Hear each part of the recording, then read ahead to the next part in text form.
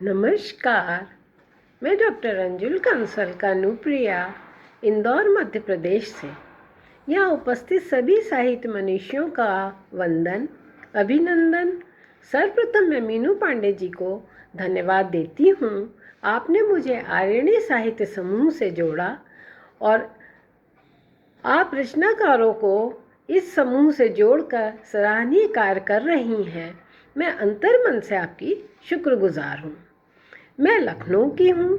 मेरी शिक्षा दीक्षा लखनऊ में हुई है। मैंने एमए आर्कियोलॉजी लखनऊ यूनिवर्सिटी से किया है। उसके बाद बीएड किया है। तत्पश्चात 18 वर्षों के बाद देवी अहिल्या इंदौर से हिंदी साहित्य में एमए किया है। मैंने गुजराती साइंस कॉलेज में हिंदी व्याख्याता के पद पर 5 वर्षों तक कार्य किया। सेंट्रल स्कूल एमरल्ड हाइट्स में भी पढ़ाया है। पढ़ाने के साथ साथ हिंदी साहित्य में पीएचडी भी की है। अभी तक मेरी 4 पुस्तकें आ चुकी हैं। अनुगूंज काव्य संग्रह है, दूसरी पुस्तक कथा शतक है, लघु कथा संग्रह, इसका मराठी अनुवाद भी आ चुका है लघु कथा शतक के नाम से। चौथी पुस्तक 2020 में बाल संग्रह आहा प्यारा बचपन आया है। बच्चे देश का भविष्य हैं। बचपन हमेशा खिलखिलाता रहे, इसलिए बच्चों के मनोभावों को उकेरा है। मेरे 60 साझा संकलन आ चुके हैं। हे पवन साझा काव्य संग्रह तथा लघु कथा संग्रह पर वर्ल्ड रिकॉर्ड में नाम शामिल हो चुका है। कथा शतक लघु कथा संग्रह पर शब्द प्रवाह उज्जैन से तथा नारी अस्मिता बड़ौदा से प्रथम पुरस्कार मिल चुका है। राष्ट्रीय अंतर्राष्ट्रीय कई पुरस्कार मिल चुके हैं। लाफ्टर एम्बेसडर की उपाधि से भी मुझे नवाजा जा चुका है। मैं विशेष प्रकार की लिखावट सुधार, राइटिंग इम्प्रूवमेंट कराती हूँ और साथ ही कैलीग्राफी की कक्षाएं भी संचालित करती हूँ, जिसमें 7 दिन में बहुत सुंदर लिखावट हो जाती है। लोक कला, लोक संस्कृति, लोकगीत का संवर्धन एवं संरक्षण का विशेष शौक है और उसके लिए मैं निरंतर कार्यरत रहती हूँ। आज मैं अपनी लघु कथा सुनाने जा रही हूँ। लघु कथा का नाम है पापा चाइनीज़ नहीं। रमेश रीना अपने दोनों बच्चों मिनी और मोहित को लेकर मॉल गए शॉपिंग करने। रीना बोली, मिनी देख कितनी प्यारी डॉल है, इम्पोर्टेड है, खरीद लेते हैं। मिनी चहकी, हाँ मम्मी कितनी क्यूट है, मुझे बहुत अच्छी लग रही है, कहकर विदेशी डॉल खरीद लेती है।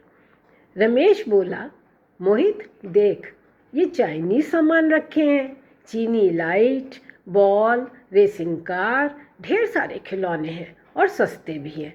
तुम्हारी बर्थडे आ रही है, घर पर सजा देंगे। मोहित पापा का मुंह देखने लगा।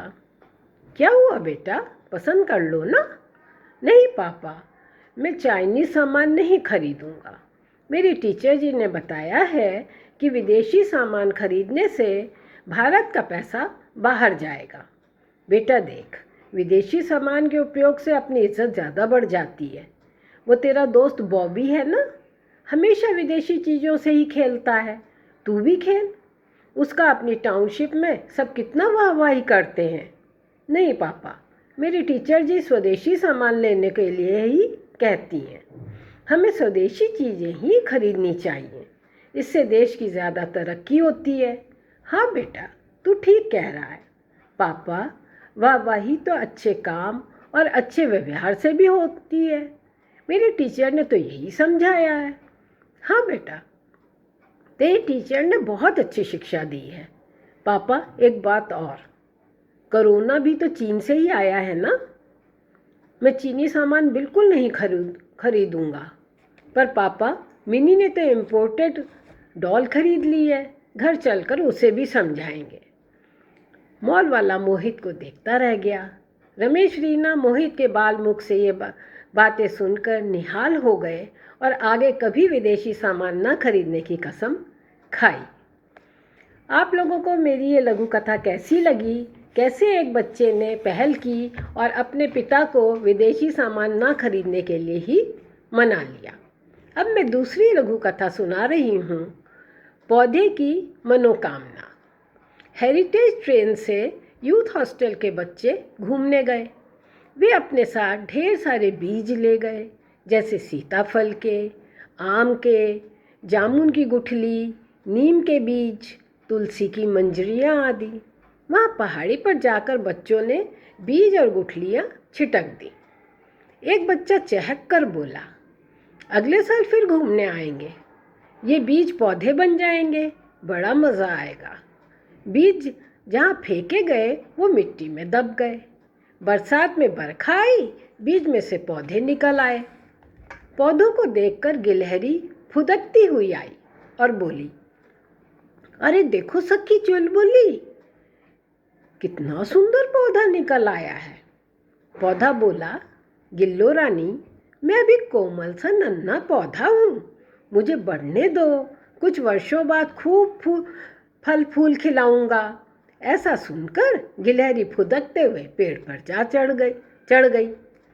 फिर बकरी ने देखा, वाह, हरा हरा पौधा है, सखी सलोनी आजा, इस हरे हरे पौधे को चरते हैं।